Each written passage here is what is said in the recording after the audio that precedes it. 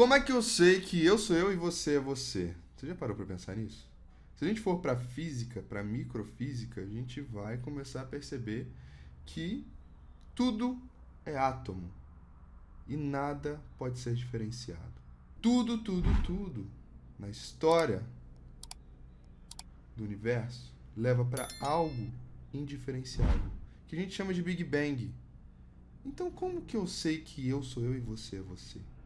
É exatamente porque a gente se diferencia.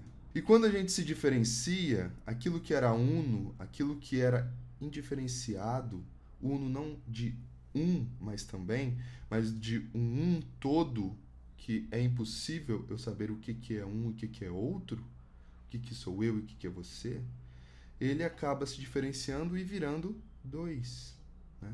Tem até aquela música de Jardim Macalé que fala: existe muita tristeza na Rua da Alegria, existe muita desordem na Rua da Harmonia. Quanto mais eu fujo do circo, mais eu encontro o palhaço.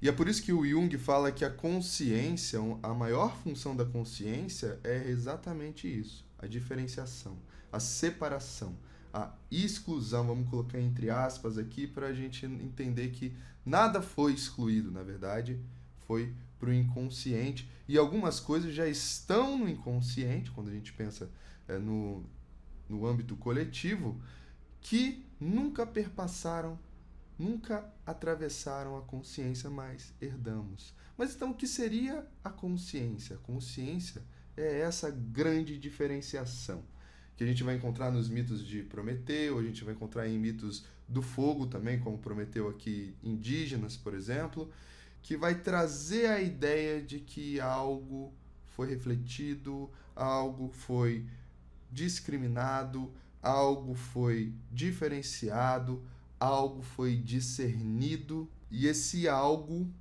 possui certa coesão e coerência. Certa porque quando Jung vai falar de consciência, quando Jung vai falar do complexo do eu, ou o eu, o ego, como a gente pode chamar, ele vai falar que não é uma unidade, existe uma ilusão da unidade da consciência. Mas, na verdade, a consciência ela é como se fossem ilhas que vêm emergindo. Evidentemente, algumas podem virar continentes, né? Mas não um continente completo como, sei lá, a Pangeia antigamente. Teremos vários picos, teremos várias nuances, teremos uma multiplicidade de vegetações nessas ilhas que, de certa forma, possuem certa coesão e coerência. A consciência ela é exatamente isso. É um processo, segundo Jung, unilateral que associa conteúdos agradáveis ao agente da consciência, que é o eu. Então, tudo que for agradável ao eu é mais fácil estar na consciência, nessas ilhas que a gente está falando aqui.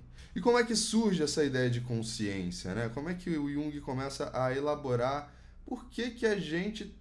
Como que surgiu? O Jung fala que essa pergunta ela vai chegar a nada. A gente pode criar hipóteses para entender como surgiu a consciência, mas, de certa forma, a gente não vai chegar num lugar específico do passado.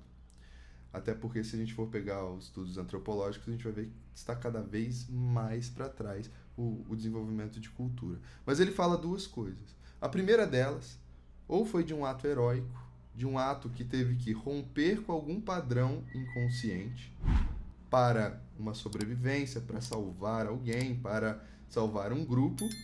A gente tem até o exemplo de alguns autores que falam que a gente começa a descobrir a ideia, o conceito de civilização na mente humana quando a gente vê que alguém tentou curar um fêmur quebrado. E há 40 mil anos atrás, um fêmur quebrado era sinônimo de morte.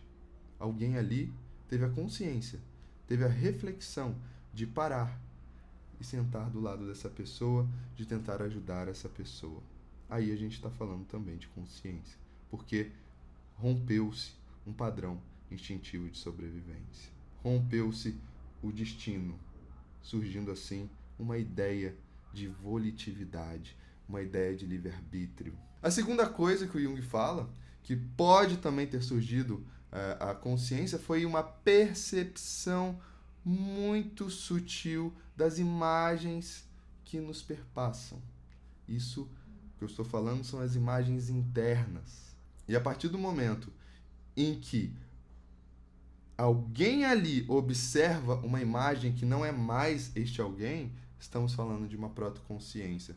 Estou percebendo que existe um outro em mim, isso significa que existe um mim. Isso significa que existe um observador, isso significa que existe uma testemunha. Isso é muito legal.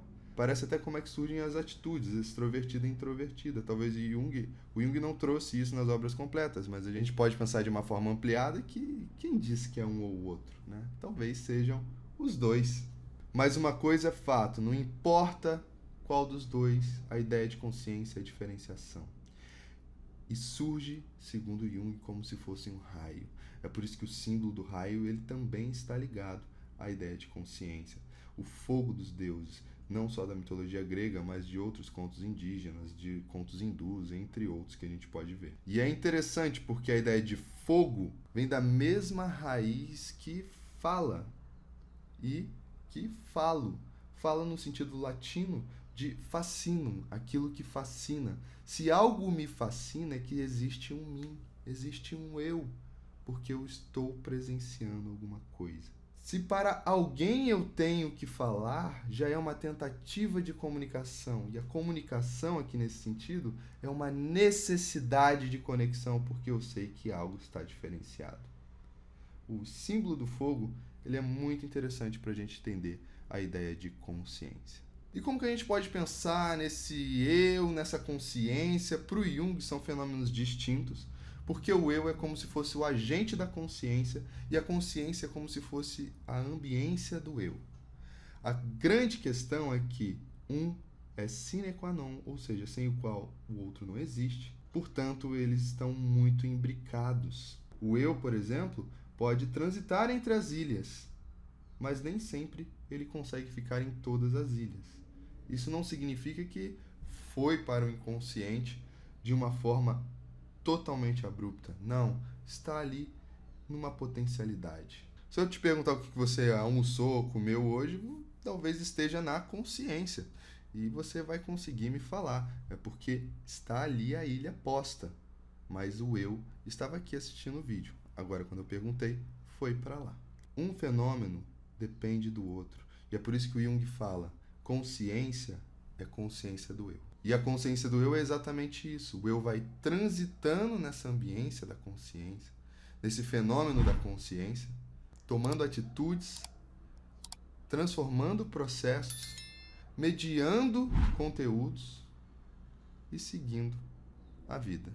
Quer saber um pouco mais sobre consciência? Adquira o livro Fundamentos da Psicologia Analítica, que tem um capítulo meu e do José Balestrini exatamente sobre os assuntos que eu falei aqui hoje. E muitos outros assuntos da psicologia analítica de Carl Gustav Jung. Um grande beijo para todos e até a próxima.